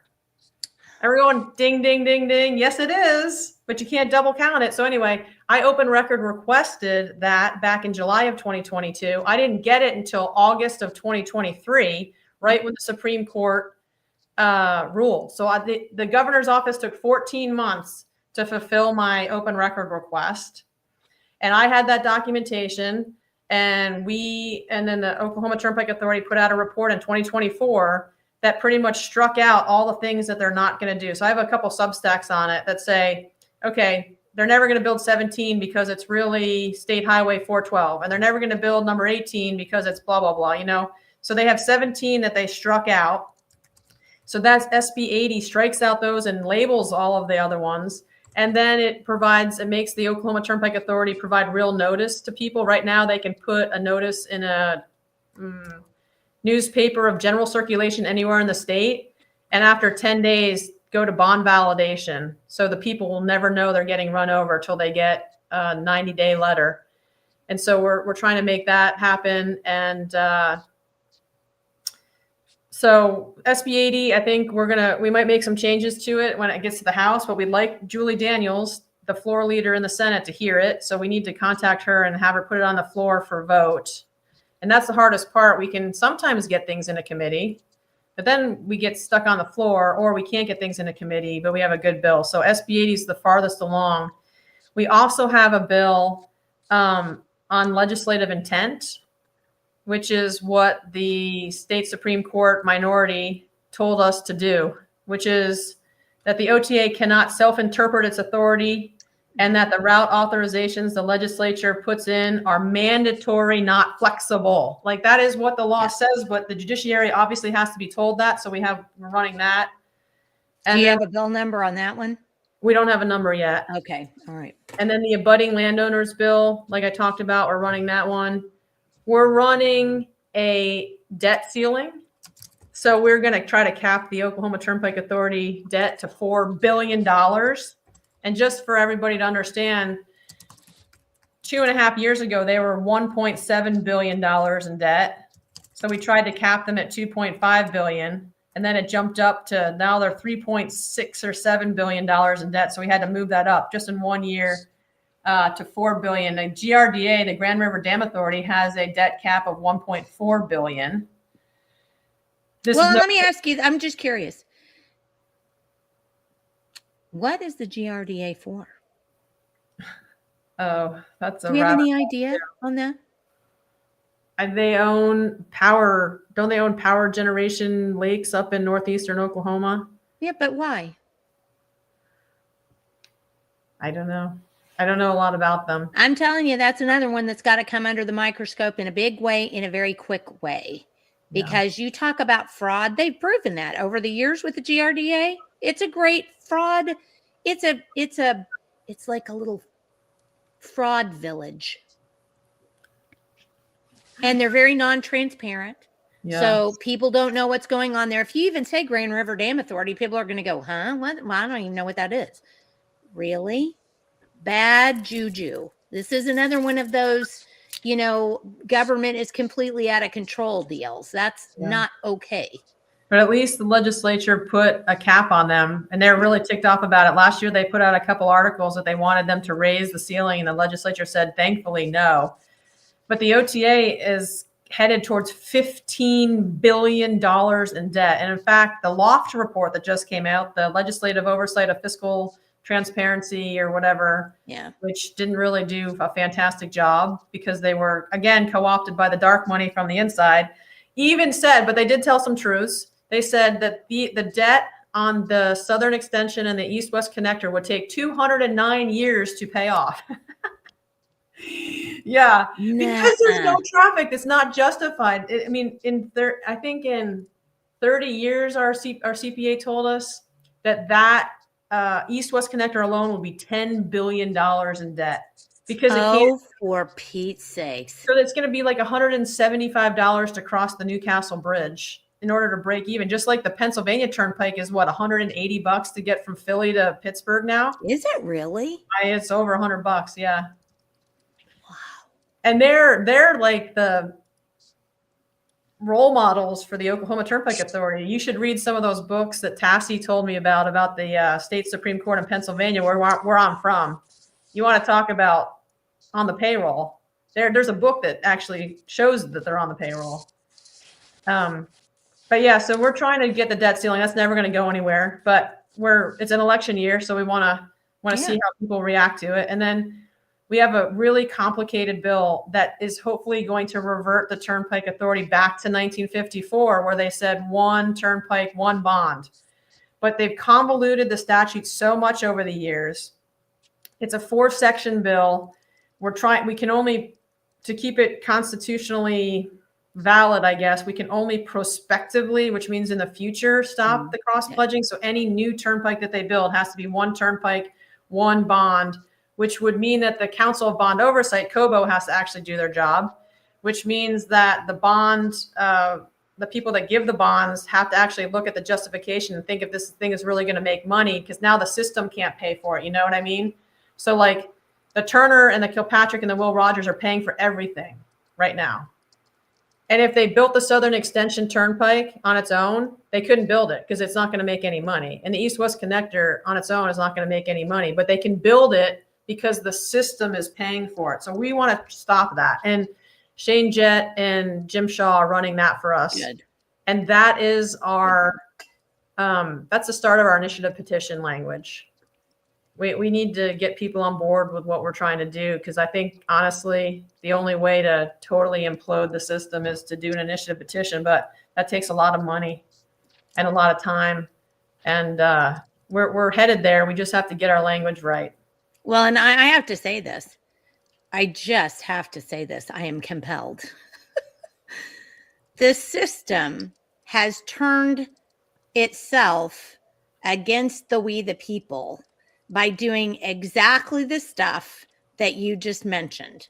We should be able to run an initiative petition. It should be easy. It should be cheap. It should be easy to do. That should be we should be able to run for public office It should be easy. It should be cheap to do. It shouldn't even cost you a dime. It shouldn't cost you a dime to run for public office. You shouldn't have to bow and say, Mother, please, Mother Mary, may I please do. I mean, it's ridiculous the number of agencies you have. And I understand there's a transparency issue, and I get that. And we do want to make sure we have that. But it just seems like if you want to go, I want to run for office, have fun with that. That's wrong. That's 100% wrong. Just like it is with the initiative petition stuff. It's wrong. Someone told me a couple years ago that it cost $100,000 to get elected into state office. Is that right? I mean, that seems like a lot of money. Well, here's the thing. I don't believe that that's true anymore, because I look at, I mean, it's not a cheap proposition. I mean, it can cost $4,000 just to get, 2,100 or 1,500 signs. I mean, so you getting it, it's not even just that. It's the little things that it costs so much to do. It's just literally crazy. But I do think and this is a great question, actually, Amy, because I think you look at people that we've gotten in, like Molly Jenkins is probably the biggest stand up here. We need to hold Molly Jenkins up. So I think Molly spent maybe $25,000 on her whole campaign. And like I said, it's easy to do because it costs that much for signs. Then if you want to print something up to hand out, which you have to do so people know who you are, it just, I mean, stuff mounts up. Gasoline for driving around, it's, it mounts up. But she only spent $25,000 on her campaign because she went out, walked every door. I don't even think she had anybody who walked for her. But now you could have people, who walk, in the neighborhoods for you. You can walk the neighborhoods. What happens is the trans Republicans, they like to use the big political consulting firms that charge just an arm and a leg for all of the stuff that they do. And that's where a lot of that expense comes in. But they do that because they don't really want to walk the doors. They just want to get the people at the mailbox going, oh my gosh, Jim Shaw's a rhino, right? I mean, because they figure people are stupid. Yeah. But if you walk the doors and you talk to people and people have a chance to listen to what you're saying, it makes a huge difference. So I don't think that we have to spend that kind of money on a campaign, but you do have to be willing to hustle your butt, and you do have to be willing to call in other people to help you. Sure. And you can do it then. Yeah. Because I think that's the other big thing about public office. We need to, as we go into this June 15th primary, you need to ask the tough questions. I think I said this on every show, haven't I, Michael? Because I'm just tired of people not doing that. They'll meet and greet people and go, oh, hi, how are you? You look really cute. I think I'll vote for you. You say the right things. You need to ask them the hard questions. Are you taking money from PACs and special interests? Because if they're taking money from PACs and special interests, who do you think that they're going to be influenced by? Oh, sure. Mm-hmm. What if you're taking leadership money? What if they give you leadership money? Well, but Jenny, you need to come to this caucus meeting because you took this leadership money, or you need to do what the leadership wants. That's not it. It's me. It's you. It's everybody who's running for, working for the people.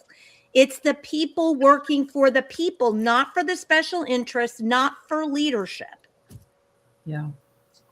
So ask the good questions, ask the tough questions, not just, where do you stand on abortion? That's an important question. But what are you willing to do to stand up against the special interests that are making this crap like OTA be able to take private people's property and screw them over? Yeah, totally. And those all right, left ladies. next to it. What? Yeah. What? And those left next to it.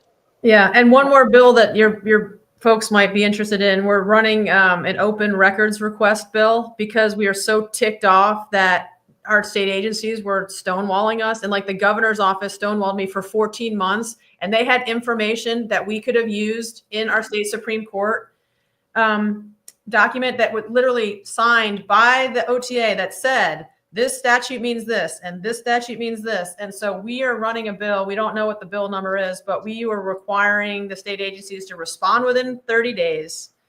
And then if they can't get you the thing that you need within 30 days, they have to tell you how they're going to get it. And then what format they're going to put it in and all that stuff. And so, it's not a major bill, but it's a major bill in that we feel like it's a major bill. It might not sound like that, but we want accountability. And then if they don't do it, then the attorney general has the right to sue on behalf of the citizen. So the citizen doesn't have to take on the burden of suing the state agency by themselves. The attorney general's office will take care of that. So that's don't say has the right, because they'll go, I know I have the right. Screw you. I don't want to. Should the language should say must. Okay. Must. We'll look at that. Yeah. I haven't seen the language yet. Like last minute city over here, but we're going to try to make sure. Yeah, that's fine. But check that language, not just that they have the ability to, that if they don't respond, because what you're just telling me is already what's in open records request law.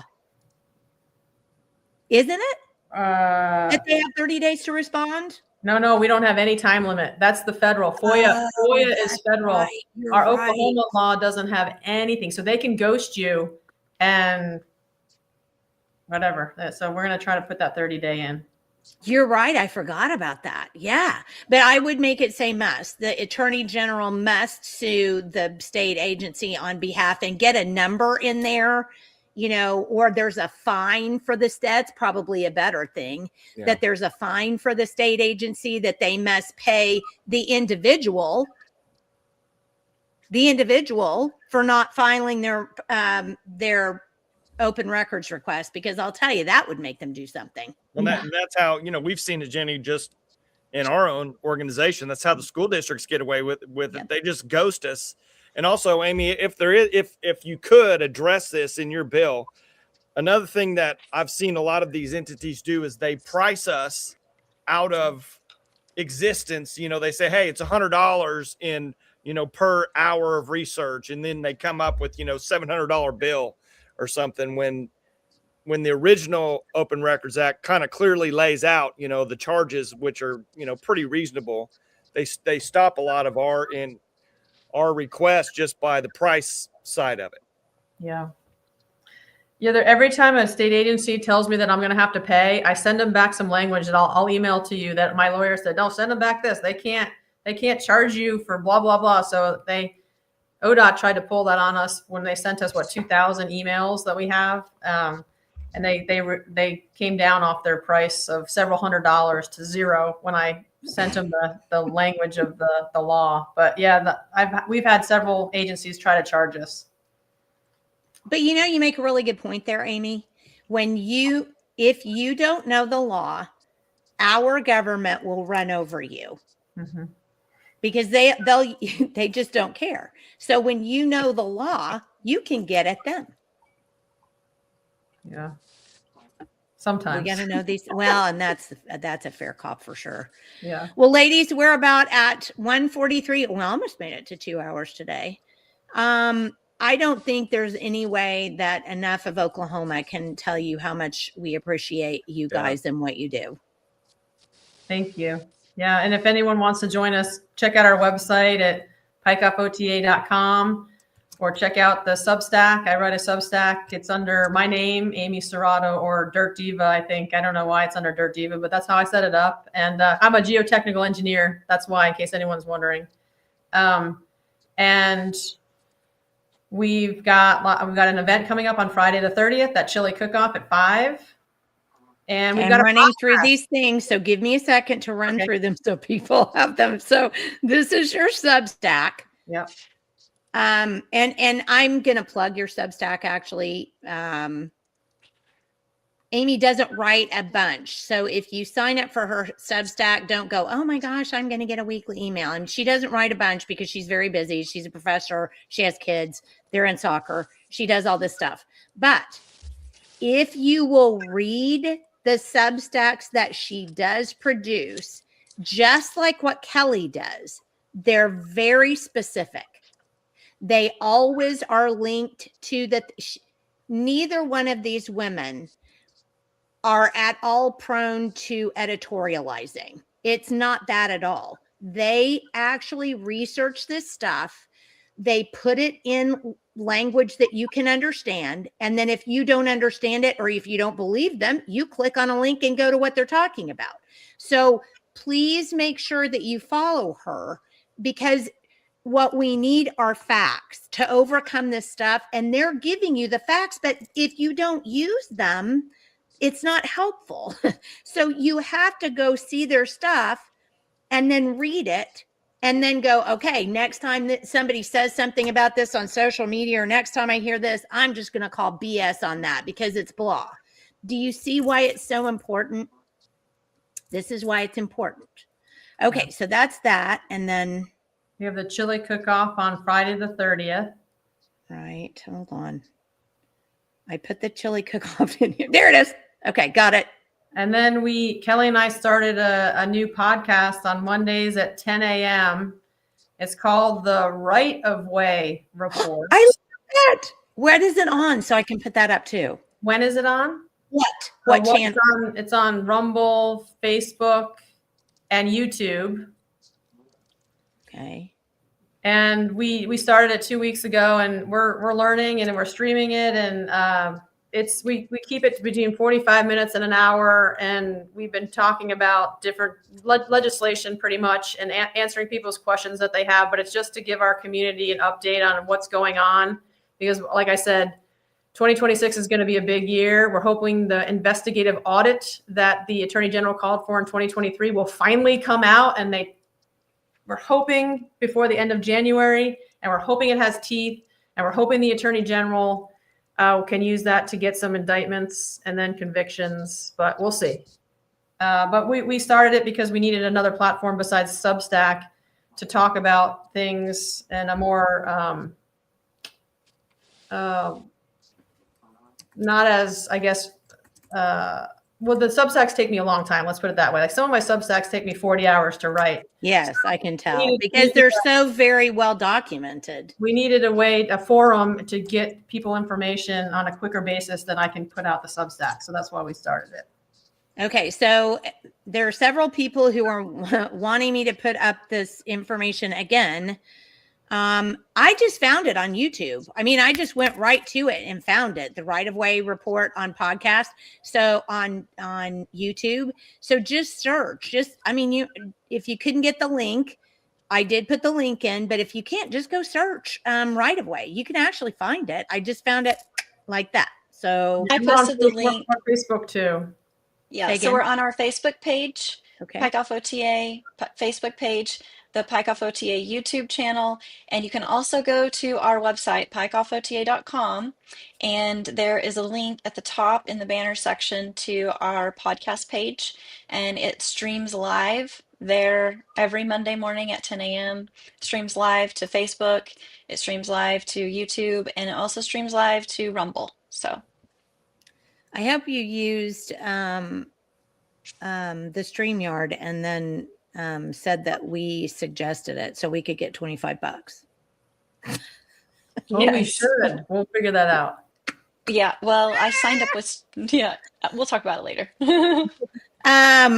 Okay, so hold on. I'm trying, for some reason, it's not letting me get onto the PikeOffOTA.org website. I don't know what's going on suddenly. Okay.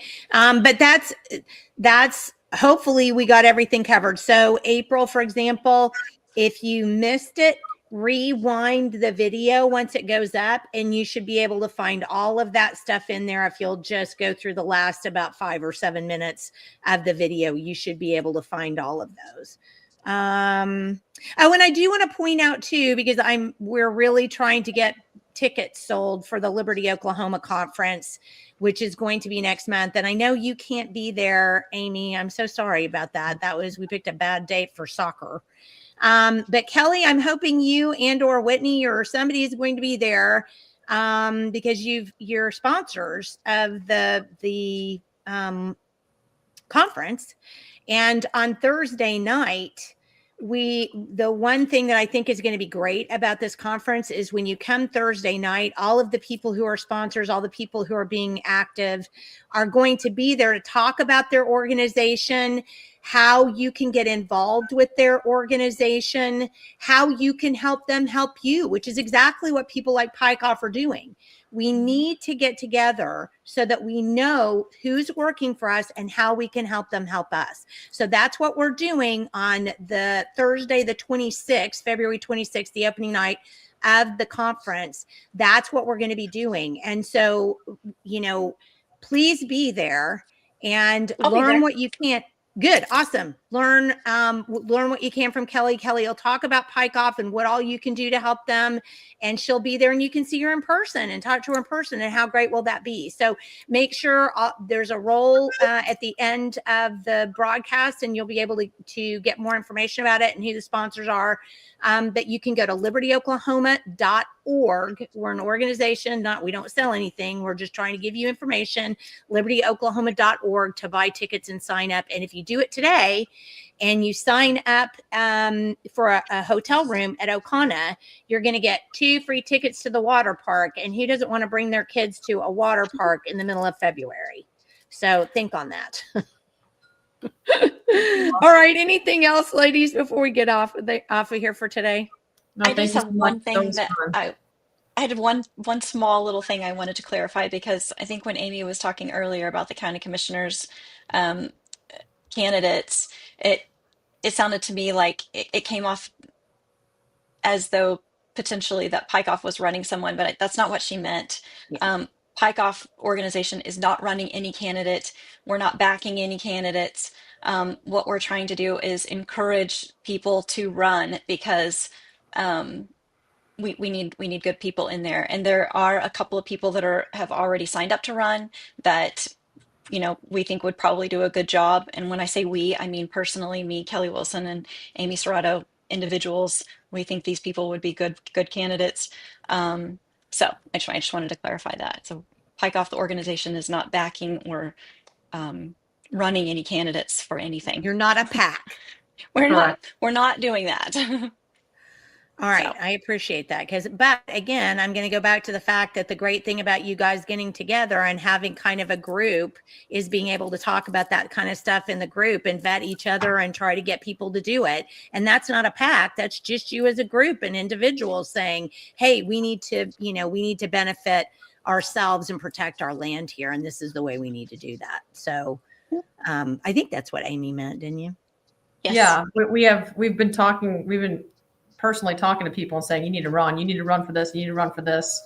So we need to have more than one person on the ballot. Yep. For sure. Yeah. Well, Jenny, thank you so much. This has been great. I'm sorry I had to join in late, but we're good. Well, and I know Michael and I both love having you guys on. You're just the best. And I just think what you're doing is outstanding and everybody should help you. Thank you. We do need the help. So contact us and we'll put you to work. Perfect. Thank you so much, guys. And Michael, you want to just sign off with the ladies today? Yeah, well, I think Amy said it perfectly earlier when she called these people insidious, because that's literally what they are. Them, their organization, their motives. It's just a slow, gradual deal that causes harm. What they do causes harm, and they're just completely insidious. And I just can't thank you guys enough. I mean, I hope that the ball just keeps rolling downhill and we just keep getting more and more people in your organization, run more and more bills, and get more and more people into the legislature. But I mean, ultimately, they're not protecting us. They're not protecting our liberty. They're not protecting our property. And that's what their job is. And I think you mean it's not to write bills, Michael? Yeah. Yeah. I just think you guys are awesome. Thank you. Thanks. Thank you for having us. Right back at you. We appreciate you guys putting this stuff together so that groups like ours can get our word out. Well, and let's put it this way. There is no excuse for people. There's no excuse for people not to know this stuff. It goes up on our Rumble channel. It goes up on our YouTube channel, and it stays there. So it's not like you can go, well, I never heard of this. Well, go to the Rumble channel and YouTube channel, the Rope Report, which is easy to find, and look this stuff up. So let's not be lazy. This is 2026. That's our new thing. We're not going to be lazy this year. All right, ladies, it's always good to talk to you, Michael. Always good to be on. For those of you who haven't seen or please note, we have a special coming up at 1 p.m. today with our friend Katie Smith at Visit, and she's going to talk about some of the really stinky, awful things that have come up in the Lincoln Lockman case that are important. You guys need to know that because we need to get DHS to act on this and get that kid back home. So please tune in at 1 o'clock for that. And then we'll see you again on Friday with, big one on Friday. Kendall Sakieri is going to be here at 9 a.m. to talk about the worst thing that's happening ever that goes with exactly what we've been talking about here, a bureaucratic agency doing what they want and not following the law. They're going to the Service Oklahoma is planning on taking all of the driver's license information that we have and putting it into AMVA, which is basically the real ID system.